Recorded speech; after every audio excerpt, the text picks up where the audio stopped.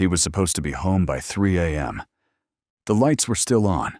His mother, Nora, hadn't gone to sleep. She never did when Derek was out late. She kept her phone beside her, checking it every few minutes, even though it hadn't buzzed. At 3:12 a.m., she finally called him. No answer. Just 3 rings, and then his voicemail. The one he never changed. "Hey, it's Derek. You know what to do." That was March 17th, 2012. 11 years passed. No sightings, no leads, no body. It was as if the air had swallowed him. Then, on February 14th, 2023, Derek Halloran's voice returned. Not in person. Not in some miracle reunion. But in a voicemail. Left on the phone of the one person who still quietly wondered if something had been missed that night. Cal Ridley, Derek's best friend. The message was short, just 6 seconds long. "Hey, it's me. You there?" And then, silence. The number was unregistered. The timestamp showed 2:14 a.m. Cal hadn't noticed the call until he checked his missed notifications the next morning. He nearly dropped the phone when he hit play. He hadn't heard Derek's voice since he gave a speech at the vigil, choking through his own guilt. He played it again, over and over. He tried to convince himself it was a prank, a cruel joke. Maybe someone had an old clip, maybe a family member, maybe a voice generator. But then he remembered something Derek used to do. He'd pause for just a breath after saying, "Hey, it's me," if he was calling Cal. Just a second. Like he was checking to see if Cal had picked up yet. Like his voice was reaching forward, feeling for recognition before continuing. That pause was in the message. The same rhythm, the same quiet space. By 10 a.m., the voicemail had been forwarded to the sheriff's department. Voice analysts called it likely consistent with known recordings of Derek, but inconclusive. The number couldn't be traced. It originated from a prepaid SIM, likely destroyed or disabled within minutes of the call. For Nora, the voicemail wasn't proof. It was punishment. A second life sentence. "Why now?" she asked. "Why him?" No one could answer. But someone had waited 11 years. Someone had Derek's voice, and someone knew exactly when and where to use it. If Derek is alive, why hasn't he come home? If he's not, then who is trying to sound like him? And if it really was him, if that voice is real, what kind of place do you have to be in to make a call like that? Because here's the part that no one can explain. Cal changed his number in 2017. Only a handful of people ever had it. Derek wasn't one of them. This isn't a story about a message from the past. It's a story about what comes back and what it leaves behind. Nora Halloran never took down her porch light, even after her neighbors gently suggested it, even after the energy bill stacked up with winter inflation. The bulb had been replaced a dozen times, but the habit never faded. It wasn't hope exactly. It was something heavier, something that sat beneath her ribs. That night in 2012, it rained hard. March weather in Skagit County has a certain weight to it, not the dramatic thunderstorms of the South or the paralyzing snow of the Midwest, just a constant, low mist that makes everything look the same. Slick roads, empty sidewalks, streetlights blurred into amber halos. It's the kind of night that swallows detail, a night that forgets what passed through it. The party was only 6 blocks from Derek's friend's apartment, a 10-minute walk. But he never made it. His phone went dead at 2:41 a.m., somewhere near the alley behind Romer's Auto, a shop that had been closed for renovation for 2 years. The building had no cameras, just old locks and ivy swallowing its siding. No one checked it for days. In the early days of the search, volunteers taped missing posters to gas pumps, bus stops, even high school lockers. "Have you seen Derek?" His senior photo stared back. Dark hair, gray hoodie, that crooked half smile he hated. But even then, people were careful with their words. Went missing. Unexplained absence. Still searching. It wasn't until later that people started saying, the night he disappeared, like the earth had opened up and taken him. When the voicemail arrived, it didn't just reopen the wound. It made the wound feel new again. Like he had just left. Like it was 2012 all over again. Cal hadn't spoken about Derek in years. Not publicly. He'd moved 2 towns over, started a new job, distanced himself from anything that reminded him of that night. But the voice, that familiar cadence, pulled him back like a rubber band snapping against skin. It wasn't just that it sounded like Derek. It sounded like Derek on that night. There was noise under the words, not static, not wind. Something like quiet movement. Cloth against cloth, maybe footsteps, or a jacket shifting. Then came the sentence, "Hey, it's me, you there?" 6 words, that's all. But to Cal, it was as personal as a fingerprint. Derek used to call him before every party. Same intro, always casual, always the same rhythm. He used to say it like a joke, like he expected Cal to never answer, but still wanted him to. The message was sent at 2:14 a.m., almost exactly 11 years to the hour from when Derek was last seen. Some called it a coincidence, others called it a message. Nora didn't speak for nearly 20 minutes after she heard the voicemail. When she finally did, her voice was quiet, almost surprised. "He sounds tired," she said. "He sounds cold." She didn't ask who sent it. She didn't want to know. She didn't believe in accidents anymore. When Detective Alan Kimball, now retired, was asked about the call, he said, "It's the kind of thing you don't want to believe. But if you've worked long enough in missing persons, you stop thinking in absolutes." The voicemail lasted only 6 seconds, but it reawakened everything. The questions, the theories, the guilt. Because there's one more detail. The one that keeps Cal up at night. He got a text from Derek on the night of the party, 1:52 a.m., just 2 words. "You up?" Cal never answered. He was asleep. He tells himself it wouldn't have mattered, that nothing would have changed, that maybe Derek just wanted to hang out. But now, after the voicemail, that silence feels heavier, like a moment where something could have cracked open. Derek was never found. His phone was never recovered. No remains. No witnesses. Just a voice, floating up out of the dark, asking a question that no one knows how to answer. "Hey, it's me. You there?" Because if Derek was reaching out, it means he might still be somewhere. And if it wasn't Derek, someone out there wants us to believe that it was. So before we ask what happened to Derek Halloran in 2012, we have to ask something else first. Who still has his voice? Let's go back to the beginning. Not the party. Not the voicemail. Just Derek. Who he was and how he moved through the world before it forgot where he went. Derek Halloran was the kind of person people trusted without realizing they did. He wasn't loud. He wasn't the center of anything. But there was something steady about him. He listened more than he talked. He remembered things you didn't expect anyone to remember. If you mentioned your dog had surgery 2 weeks ago, Derek would ask how it went, even if you'd only said it once. He grew up in Sedro-Woolley, Washington, a small town framed by forest and rain. There wasn't much to do there, except work, hike, or leave. Most people stayed. Derek didn't talk about leaving, not exactly.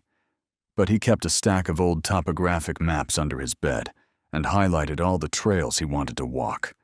He circled towns he'd never been to. He'd make little notes in the margins. Not goals, just names. Places that sounded quiet. His father, Garrett, died in a hunting accident when Derek was 11. After that, the house fell quiet in a different way. His mother, Nora, kept things moving. She was a school teacher, precise, gentle, the kind of person who always had one eye on the clock. Derek stepped into that quiet without being asked. He started making coffee in the mornings before school. He helped Leah with her homework. He made sure the garbage went out on time. No one told him to. He just did it. Leah was 4 years younger. They didn't fight, not the way most siblings did. She said Derek made her feel like nothing could really go wrong, not as long as he was there. After he disappeared, she found his old shoebox full of cassette tapes, music he recorded off the radio, songs he never labeled, just quiet fragments of something he didn't want to lose. In high school, he wasn't popular, but he was respected. Teachers liked him. Kids trusted him. He helped a freshman find her lost phone once and walked her to the office without making a big deal about it. Another time, when a kid on the bus was getting picked on, Derek switched seats without saying a word and just sat beside him the rest of the ride. He didn't play sports. He volunteered at the nature preserve. He spent hours at the public library, mostly reading nonfiction. He liked things that felt grounded: forest management, soil erosion, wetland rehabilitation. He said once that he liked learning about things that didn't try to impress anyone. When he left for Cascadia College, he stayed close to home, 45 minutes away. He came back most weekends. Nora didn't ask him to. He just did. In his first quarter, Derek struggled more than anyone expected, not in ways that showed. His grades were fine. He turned in his assignments, but he stopped calling as often. When he came home for Thanksgiving, he looked thinner. Not sick, just tired. Cal noticed it first. He said Derek seemed quieter than usual, less present. They'd go for long drives like they used to, but Derek didn't talk as much. When he did, it was usually in questions. You ever feel like your thoughts aren't yours?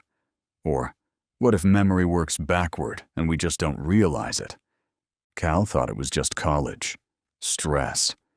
Derek had never been around that many people before, not that many voices at once. But there were other things, too. Derek's roommate moved out in early February. No explanation. Just a note on the fridge saying he was transferring. Derek didn't talk about it. When Nora asked, he just said he liked the city better. He started going to bed later, staying up to walk the campus at night, alone. No music, just him and the paths and whatever thoughts didn't want to sleep yet. He emailed one of his old teachers in March, asking if the nature preserve still needed volunteers. She replied, but he never followed up. Then he came home for spring break. March 16th, 2012.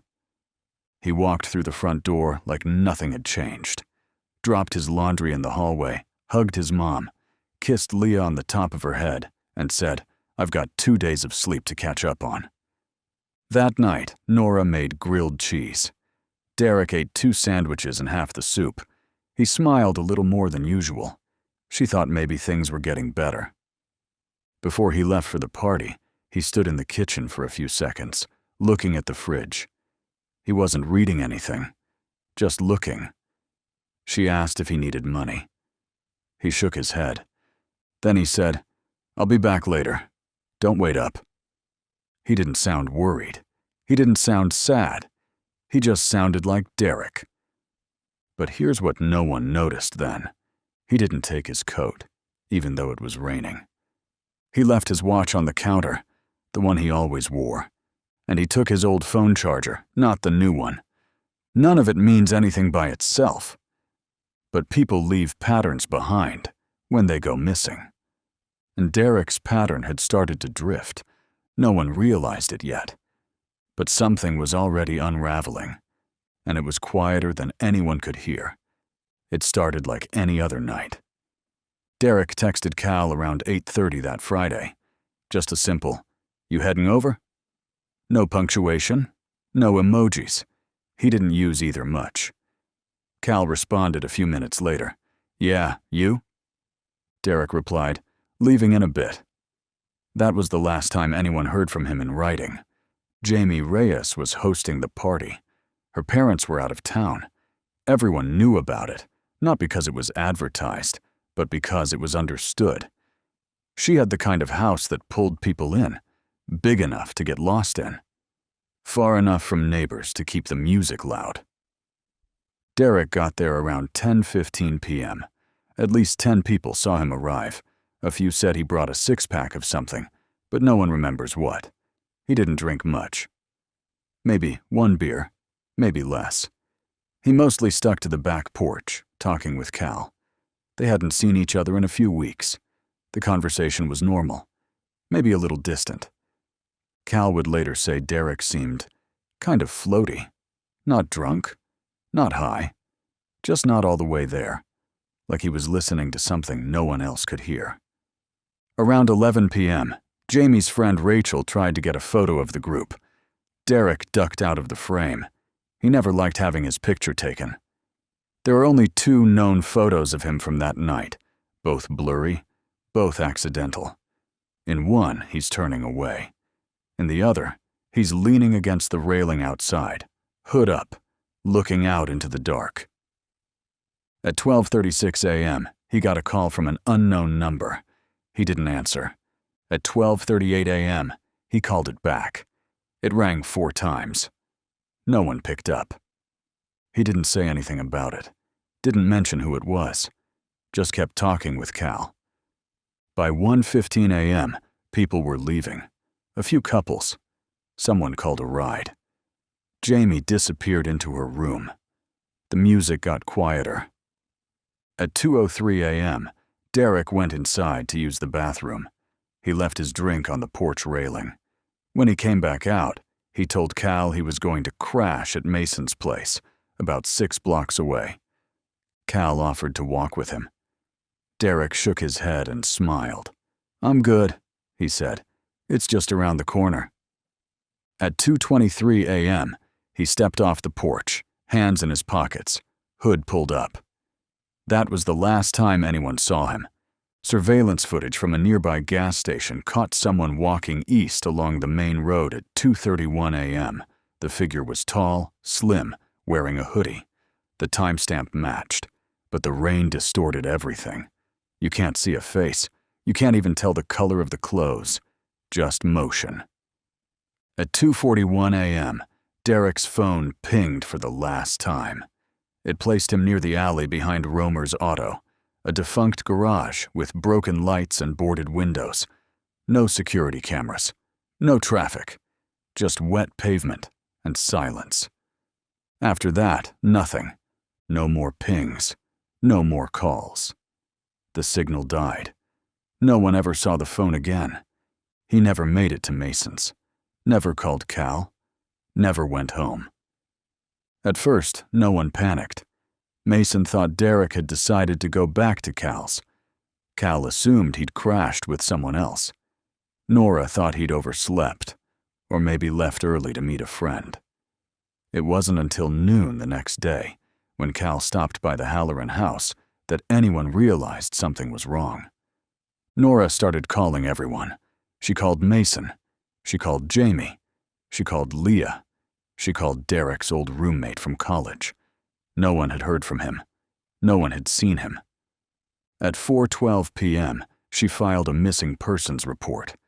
The officer at the desk told her it was probably just a miscommunication. College kid. Break week. Maybe he went somewhere for the weekend. Maybe he just needed space. But Nora knew her son. She knew his patterns, his routines. She knew he would have called. That night, she started printing flyers. She called the local news. She sat at the kitchen table and wrote down every single place he could have gone. Every intersection, every house, every route. She didn't sleep. The first search teams were assembled on Sunday. Volunteers, friends, a few off-duty officers. They combed the streets between Jamie's house and Mason's apartment. They walked ditches. They checked vacant houses. They knocked on doors. Dogs were brought in. Helicopters, too. Nothing. 3 days later, the case was officially opened as a missing person with suspicious circumstances. By then, Derek's name was on every local radio station. His photo was posted across town, on stop signs, grocery store windows, bulletin boards, even church doors. The whole community knew. But no one saw anything. A week passed. Then someone found something. A photo, blurry, taken at the party. Time-stamped 2:56 a.m. Derek had already left. But there it was, on the couch, just behind the armrest. A gray hoodie, faded logo, torn cuff. It looked like his.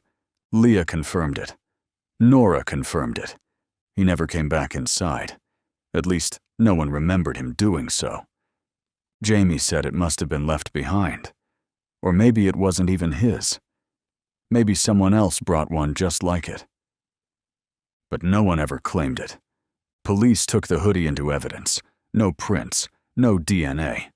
And that's where it stopped. No more clues, no more sightings.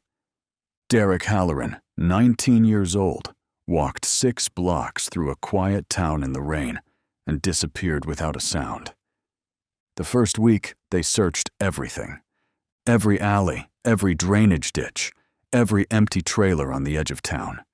They pulled records for buses, checked flight logs, even searched shipping containers at the old train yard. Cal and Nora printed out a list of every abandoned property within a 2-mile radius and started knocking on doors themselves. But nothing ever pointed anywhere. No blood, no tire marks, no screams, no final text. Just a night, a hoodie, and silence. The Sedro-Woolley Police Department assigned the case to Detective Alan Kimball on March 20th, 3 days after the report was filed. He was known for being steady, methodical, slow to speculate. In his words, Derek's case was too clean.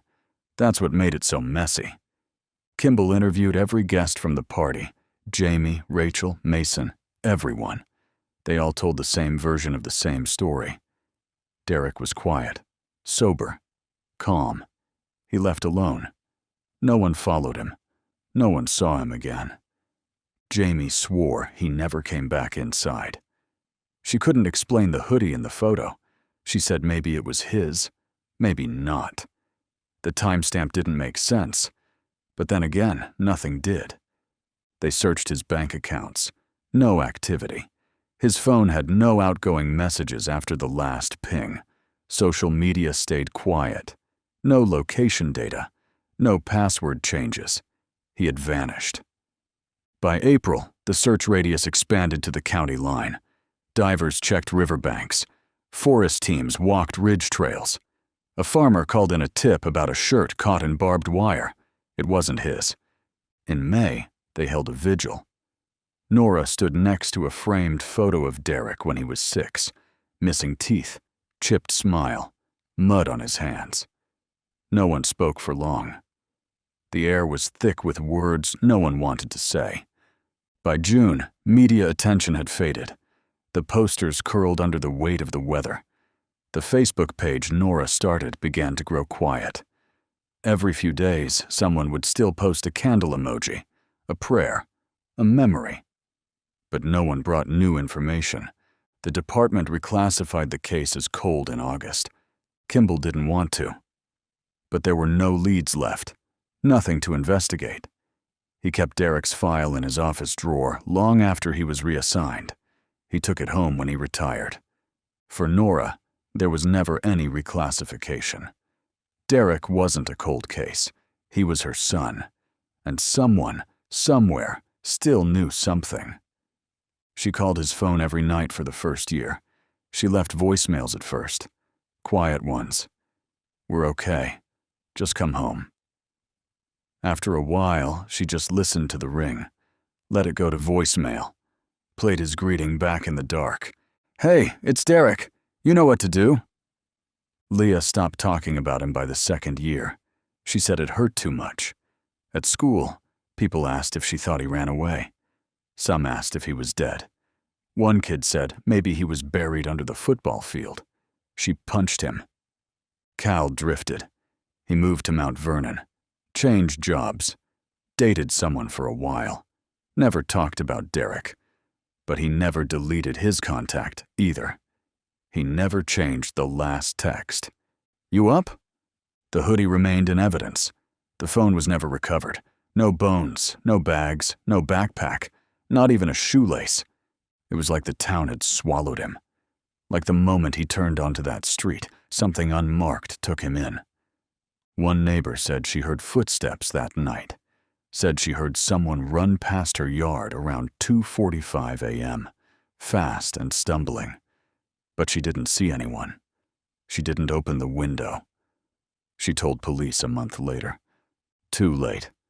Nothing came of it. In 2014, someone sent an anonymous email to the department claiming they saw Derek at a rest stop near Olympia. It was vague, no timestamp, no name. Just, "I'm pretty sure it was him. Looked tired, like he hadn't slept in years." They traced the IP, public library. No security footage, no follow-up. Tips came in like that for years. Weak. Faded. Always second-hand. In 2016, Nora went on a local radio show, talked about Derek, read from one of his notebooks. "Don't let yourself forget that people are real," she said. "That's something he wrote when he was 17. It didn't bring any answers. But people listened. A year later, Cal got rid of most of his old things, packed up boxes, deleted photos, burned a few. But he kept the voicemail Derek left him that night in 2012.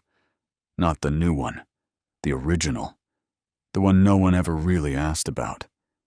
Just 2 words. "You up?" He told himself it was nothing, but it's the kind of nothing that changes when time goes long and the silence doesn't end. By the 10th year, people said maybe it was time to let go, time to move forward. Maybe Derek wasn't coming back. Maybe he didn't want to. But Nora didn't believe that, and neither did Cal. Then came the voicemail, February 14th, 2023, 11 years later. And the voice that had vanished came back. The message came in at 2:14 a.m. Cal didn't hear it when it happened. His phone was on silent. He was asleep. It wasn't until 7:42 the next morning, when he was getting dressed for work, that he saw the notification. 1 missed call, voicemail received. The number was unlisted, no caller ID, just a 10-digit string with no name attached. When he hit play, he expected silence, maybe a butt dial. Instead, he heard a voice he hadn't heard in over a decade. "Hey, it's me! You there?" That was all. 6 seconds.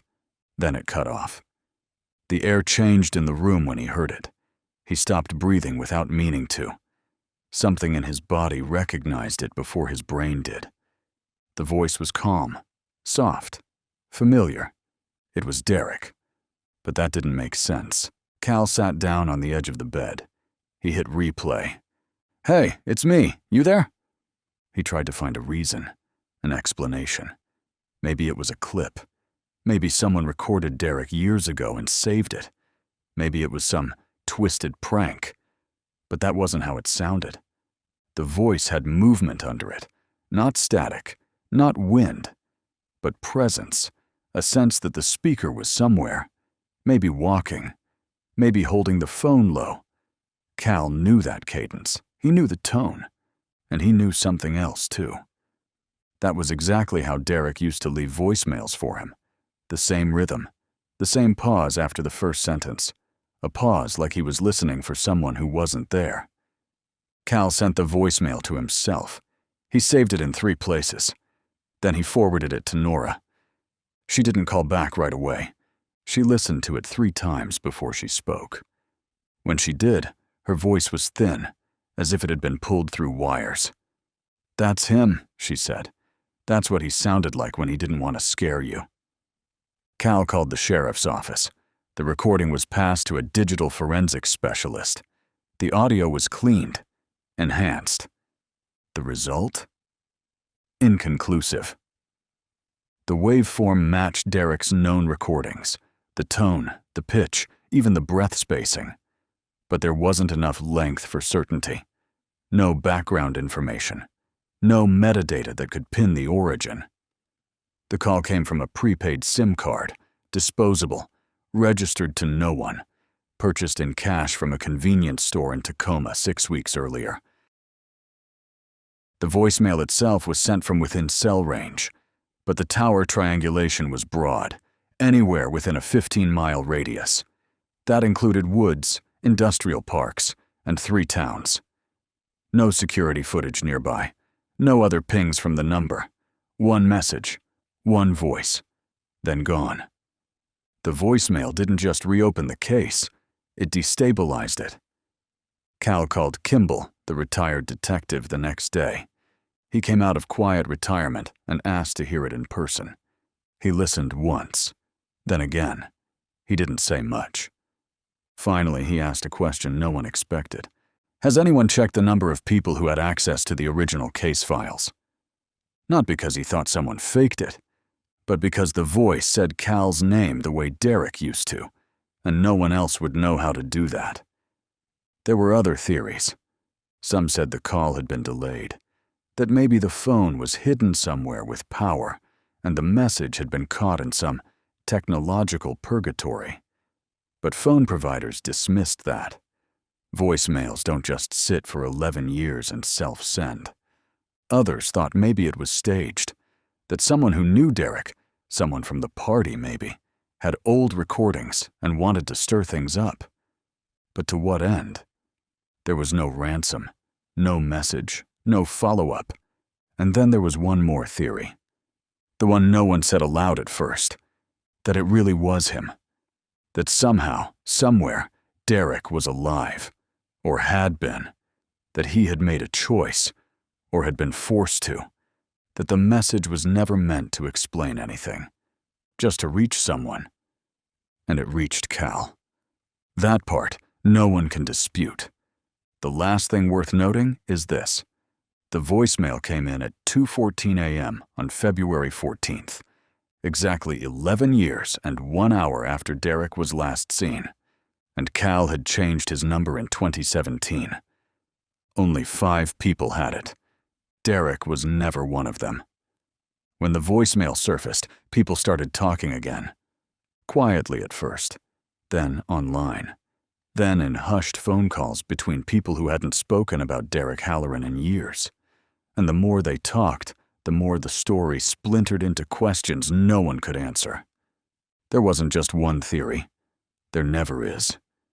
There were 4 that came up most often, each one incomplete, each one missing something. But none so unlikely that it could be ruled out. The first theory was technical. Some believed the voicemail was real, but delayed. That somehow, Derek had recorded that message on the night he disappeared, and for whatever reason, it had never been delivered. Maybe his phone had been hidden, or powered off, or damaged. Maybe it reconnected briefly before dying again. Maybe the file lived dormant in some server queue, only surfacing now.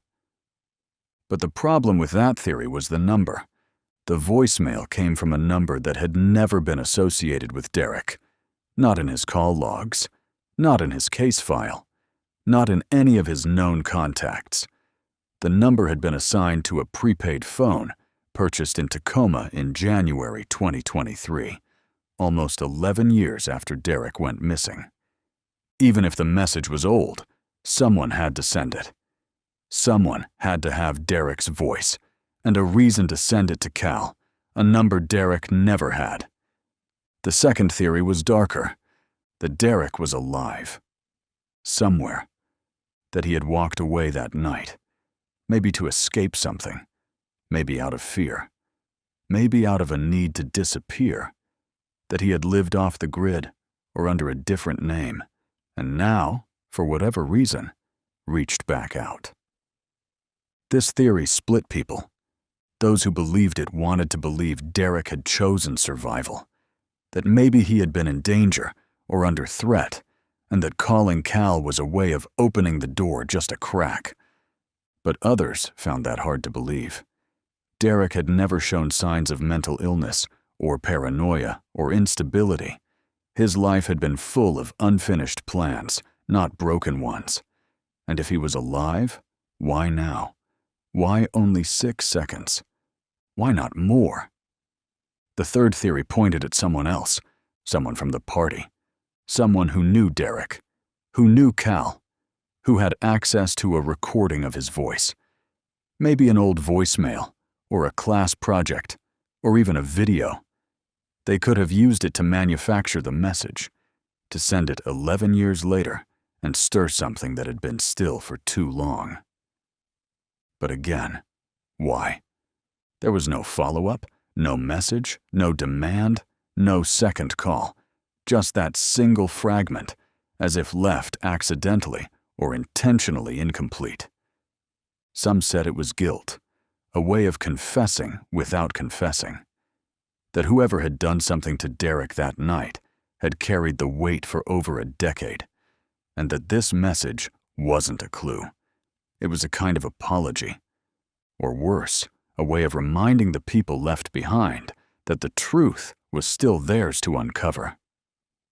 And then there was the fourth theory, the one no one liked to talk about out loud, that it was something else entirely, that Derek never made it to Mason's apartment, that he never turned down the alley by accident, that something waited for him there, not a person necessarily, but a choice, or a mistake, or something no one would ever find evidence of.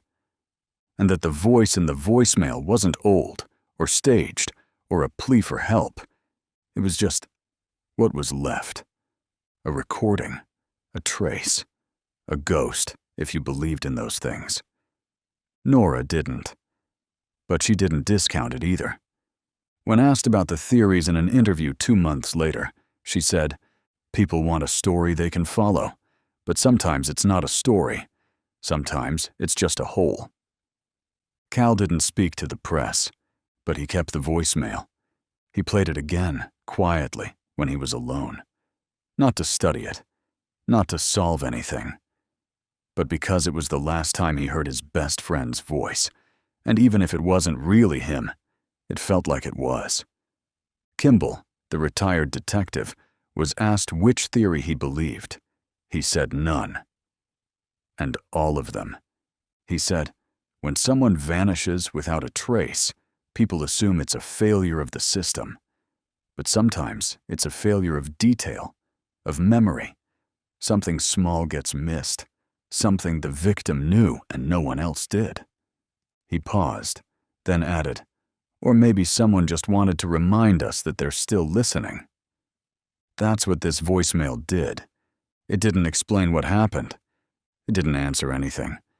It just whispered through the silence, like an echo that was waiting for the right time to come back.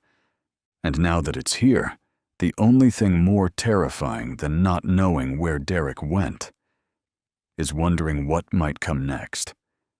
Nora doesn't talk about closure anymore. She used to. In the first few years, she thought it was a finish line, something she could run toward if she just kept going. Another vigil, another interview, another email to the detective. But over time, the word lost shape, became hollow. Now she just says, "I want to know what happened." She still lives in the same house. Derek's bedroom hasn't changed. Same desk, same faded maps under glass, same note taped to the inside of the closet door, the one he wrote at 16 that says, "Be where your feet are." The voicemail didn't give her peace. It pulled her back. It brought back the old rituals, playing his favorite tape, walking his old trail routes, waiting for the phone to buzz. It never did again. Leah moved to Oregon. She teaches 3rd grade. She has her father's eyes and her brother's silence.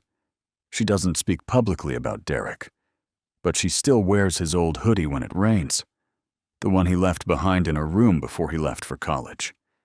Sometimes she gets texts from her mom late at night, just a link to a news article, or a post on a forum, or a photo of someone who looks almost like him. Every year on March 17th, Cal drives back to Sedro-Woolley. He parks near the alley behind Romer's auto and just sits for a while. Doesn't get out of the car. Doesn't do anything.